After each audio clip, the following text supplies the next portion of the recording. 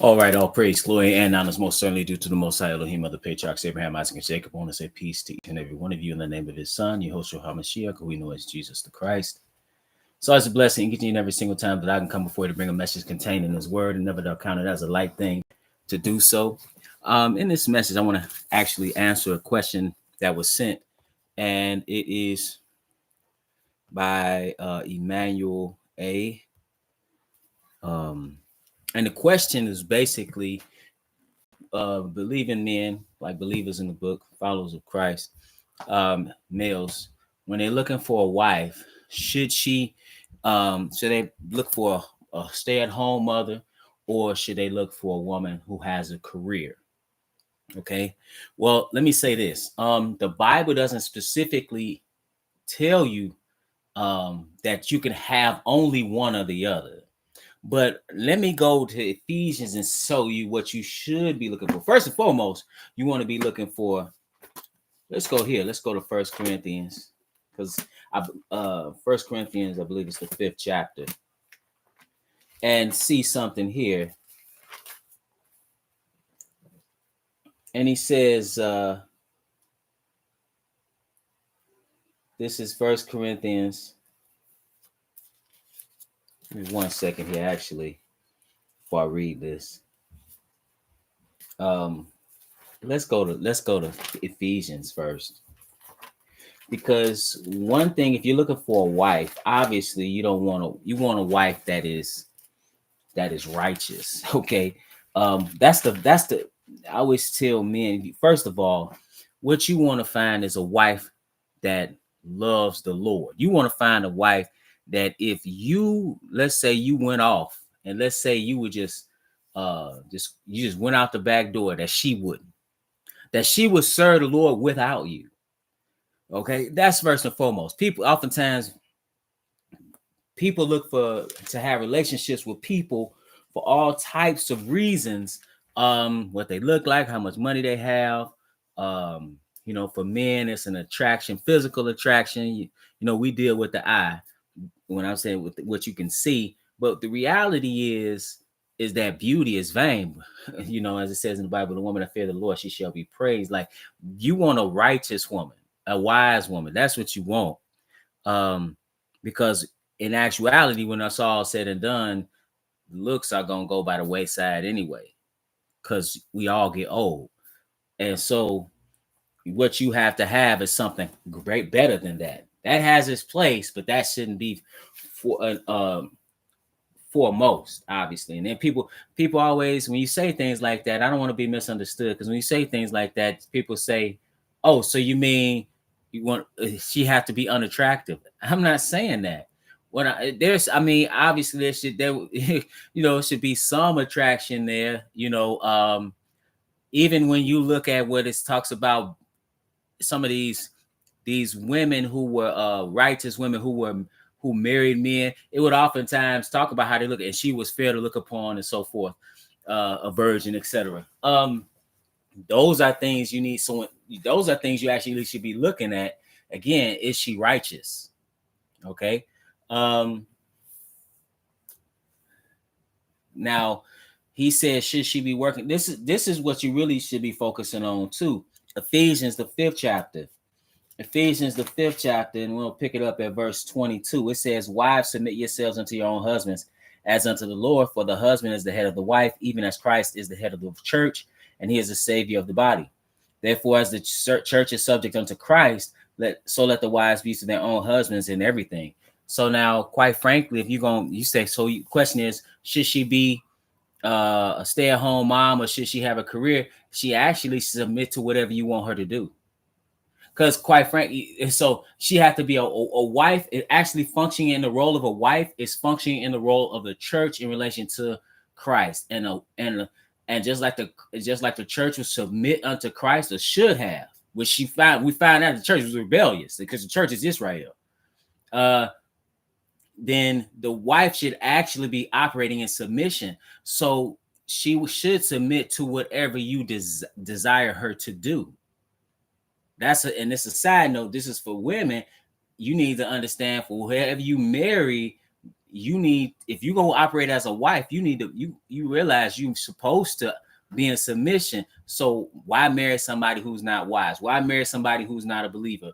Why marry somebody who you can't count on, who's not gonna function as a man, a husband, and a father? This is something that needs, you need to consider before being married. And so it is with a man. I'm just dealing with a man because he asked the question. She should submit to whatever you want her to do. So, because you'll find women, you'll say, I want you to stay at home. They'll say, I ain't doing that. Or I want you to stay at home. I want you to have a career or do this. I want you to go back to school. I ain't doing that. See, she not operating as a wife, but you realize you need to understand and know these things and how she's going to operate before you marry her. So really, it's whatever you desire her to do. It's not a sin for a woman to work. As a matter of fact, you find in the text, I'm gonna continue with the submission thing just to drive that home, because I know that's a foreign concept today. Colossians 3:18, it said, wives, submit yourselves unto your own husbands as it is fit in the Lord. Again, he's telling wives to submit. Now he tells husbands, he said, husbands, love your wives and be not bitter against them. So again, you're really in love really is provision and protection. That's what love is for a woman in regard to a man. Like that's what Christ did for his church. So really, when you think about it, and in today's economy is messed up because it used to be, hey, one, a lot of people can't do one income, quite frankly, but it probably could be done in a lot of circumstances. But just, the standard of living people have, what they expect is a lot higher. They watch a lot of TV, look at YouTube, look at social media, and they expect, I'm supposed to be going to France. I'm supposed to be, doing all these things. And the pockets don't really tell you that, that's what's supposed to be the case. Or you don't want to lower your standard of living.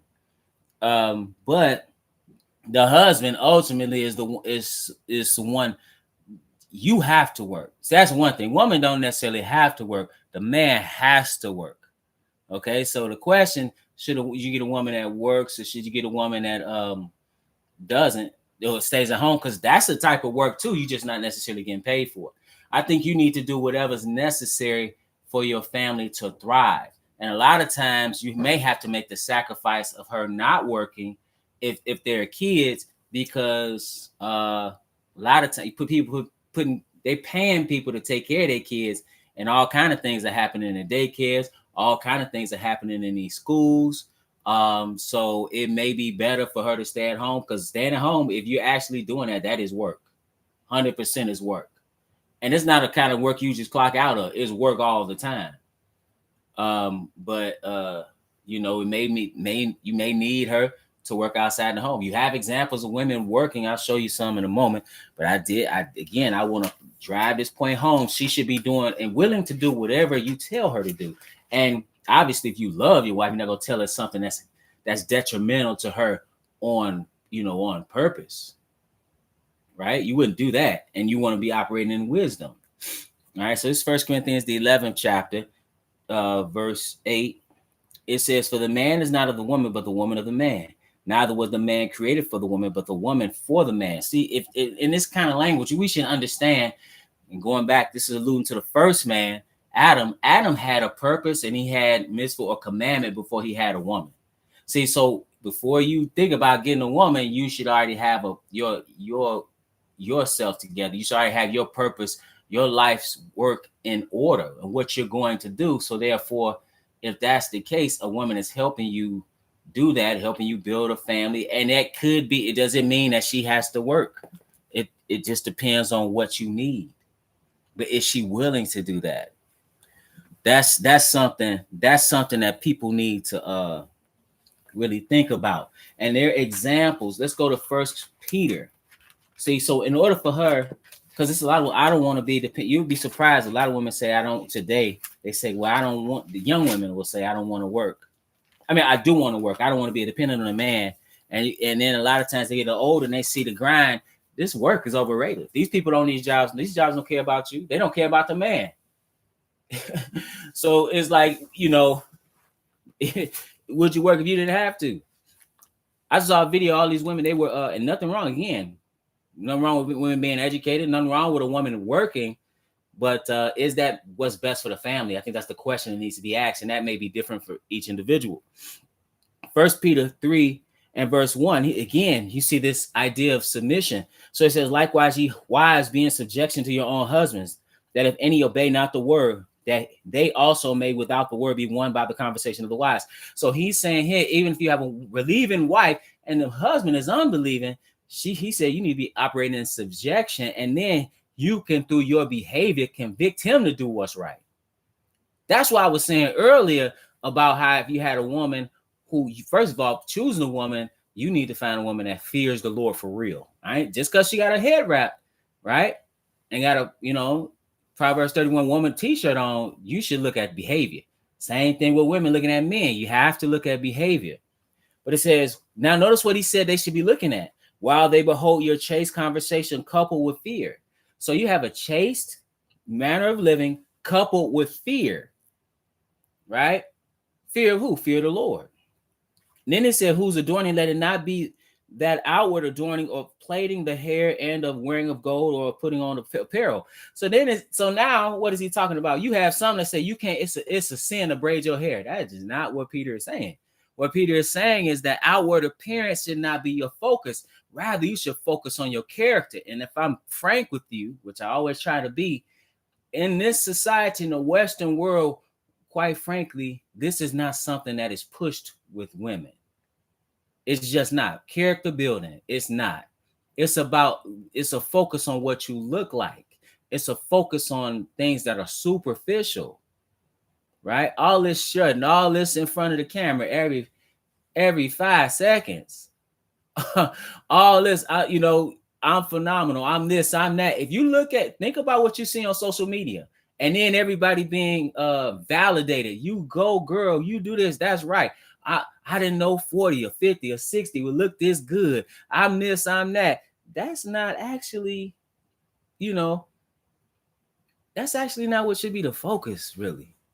So he said, but let it be the hidden man of the heart in that which is not corruptible, even the ornament of a meek and quiet spirit. See, you might want to have a woman that don't have social media. Just there's a side note. You want if you have, or she has it and she's not, it's not about, again, pouting at the lips and sticking the butt out every 5 seconds.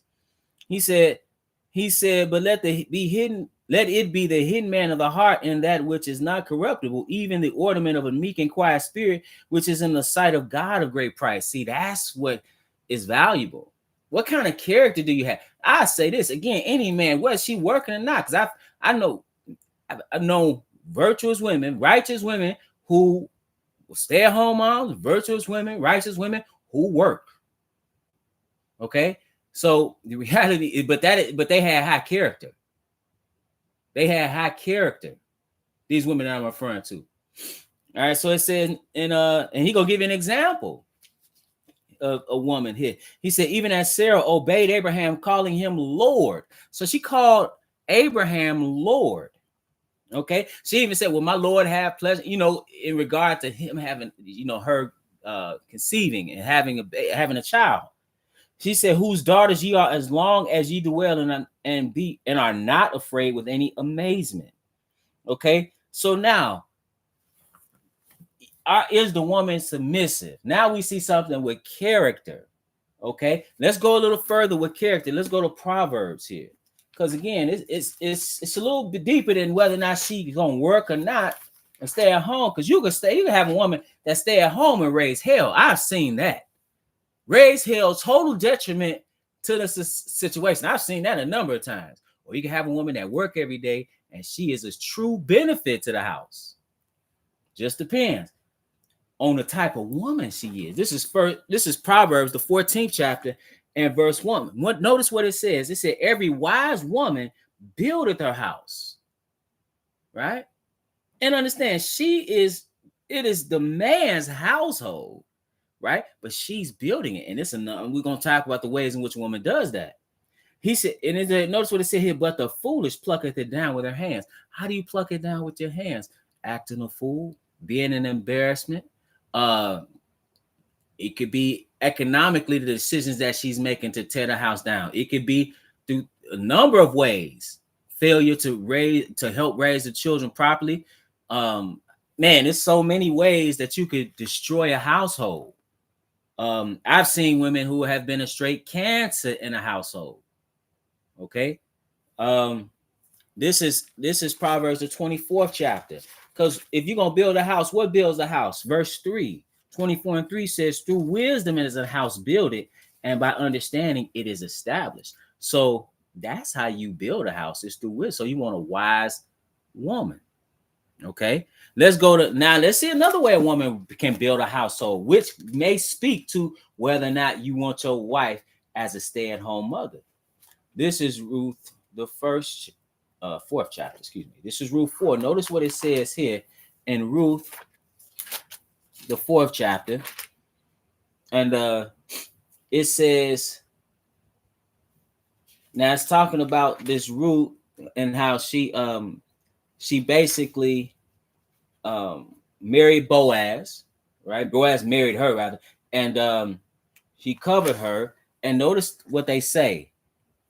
This is verse 11. It says, and all the people that were in the gate and the elders said, we are witnesses. The Lord make the woman that is come into thine house like Rachel and like Leah, which two did build the house of Israel, and do thou worthily in Ephratah, and be famous in Bethlehem.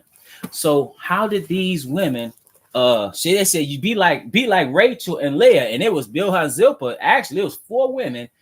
How did they build the house? 12 sons and 1 daughter. So now building a household is obviously the aspects or the character attributes rather of wisdom and understanding, but also people. How do you get people? See, your wife is instrumental in that. You can't truly build a household if you don't have a wife to do it with. And so if you do have a wife to build a household and that's your legacy, those children, the question is it a better situation for her to be at home? Okay. Like, for example, my situation, wife hadn't worked all these years, but that means what? That means sacrifices financially, because you say, hey, well, another income would be helpful, but at the same time, it's been a benefit for the children. You see, so it's all about the situation. It's all about the situation that's best for that household. Okay. Let's continue. Let's go to some examples. Let's go to Titus, where the Bible here it talks about, and again, this isn't law, like this is in the sense of can a woman work or should she work? The woman should be in submission to whatever you desire, but certainly there is definitely book we can read about a woman being at home. Okay. This is Titus 2, and we'll pick it up at verse 3. Now notice what it says. He's talking about the aged women. He says in verse 3, it says, the aged women likewise, that they be in behavior as becometh holiness, not false accusers, not given to much wine, teachers of good things. Then it says that they may teach the young women to be sober, to love their husbands, to love their children. So you need to have an example how you're supposed to, because see, a lot of times people think that, oh, you have children and you just automatically know what to do. People don't automatically know what to do. That's why the Bible is such a wonderful thing, because if you've never seen a father, if you've never actually had a mother that cared, if you've never you don't know what it means to be a husband or wife, you can see what the Bible says about these things. And see, women who have experience, and we're actually losing this now. Brother Yul, I need to talk to you, by the way. We I see you in the chat there. Peace, brother. We're losing this today where we used to call her Big Mama. Big Mama has some wisdom, on what they no, baby, don't do that. They tell you what you should and should not do. And they tell the older people what they should and should not do. The older women, but we've lost all that. Ain't no Big Mama today. Big Mama. The women that Big Mama age today, they going down to Miami. Big Mama today got an Instagram. It ain't, they trying to steal, they trying to act like they still got it, and they up in age, they should be up and making some greens or something. They ain't worried about keeping the family together. They're like, I ain't trying to be tied down watching your kids. You watch your kids. Well, it used to be Big Mama say, hey, you need to get that child some hot meal for before breakfast in this cold temperature. They had all kind of knowledge and wisdom they had acquired over the years in tougher times to pass down to you. Not today. Not today. But it said to be discreet, chaste, keepers at home, good, obedient to their own husbands, that the word of God be not blasphemed. See, so again, you see this notion of staying at home. I'll give you another one. This is 1 Timothy 5 and verse 14. It says, I will therefore that the young, so now this is advice. He said that the younger women marry, bear children, guide the house, give none occasion to the adversary to speak reproachfully. See, so a woman has a great role in the household. Okay. But at the same time, did that mean, she can't work? Nah, because when people talk about people having this notion that women never work. Women work no matter what. Okay, whether you keeping a home or whether you are working on a job, that's all work. That's what we do today. But back in the days of old, what you think the women didn't do anything? And that's what people. Even, and again, this is a little bit outside of the scope of the question, but it's interesting how today when people they look at the Bible and they see that these men, like we read about Leah and Rachel, they were the two wives of one man, and then it would think, well, if a man would do that today, he better have a lot of money to take care. Okay, hold on, stop the press. You think those women back then, or cultures in which that was the norm, that the women didn't work? No, matter of fact, they'd be like, hey, get another woman in here so she can do some of this work. Like, that's how you look at Africa and different places in the East. That's how they operated. Okay, so I point out that to say there's not a time that the woman didn't work. Look at Rebecca and what she was doing when the servant of Abraham found her. Man, she watered all those cattle. She was out there working. The women have always worked. Had something to do. It's just in the house. The man has to work and to build it up, financially, and do the things necessary to provide and protect for everybody in the home. But that doesn't mean they're not duties for women. Like you just sit down and just do nothing. This is Proverbs 31. Now notice what it says here in verse 10. It said, who can find a virtuous woman? For her price is far above rubies. All right. Then it says, because now this virtue here is talking about competency. Is she competent? See, what you want is a wife. I'm just being frank with you. You don't want a foolish woman. You do not want a foolish woman. Oh my goodness. It said, the heart of her husband does safely trust in her, so that she shall have no need of spoil. You want the type of woman you're like, well, this woman's competent, and I know I could count on her to make decisions if need be. I know she's not going to do something stupid. All right. But now notice what it says here, because she does all these things. It says in verse 15, she riseth also while it is yet night, and giveth meat to her household and a portion to her maidens. She considereth the field and buyeth it. With the fruit of her hands she planteth the vineyard. See, it didn't say that somebody gave her the money. She came up with it on her own. So when people talk about a virtuous woman, they don't understand what this is talking about, because a lot of this is talking about her being competent, right? So she's not a dummy by any means. Now, I'm not gonna read all of this, but I'll read some of her other characteristics. 26, she openeth her mouth with wisdom, and in her tongue is the law of kindness. She looketh well to the ways of her household, and eateth not the bread of idleness. So she's doing both. You see this? Then it says in verse 30, favor is deceitful and beauty is vain. I alluded to that earlier. He said, but a woman that feareth the Lord, she shall be praised. Give her of the fruit of her hands, and let her own works praise her in the gates. So again, the question is, if you find you want to get married, should she work or should she not? Quite frankly, will she work in the home or work out and have a career? Um, it's what's best for your family. But is she willing to follow your your vision for what you want for your household? And that is most important, because if you have no vision, if you don't have an idea of what you want, and you don't have a woman by which she's going to listen to what you say, you have bigger problems.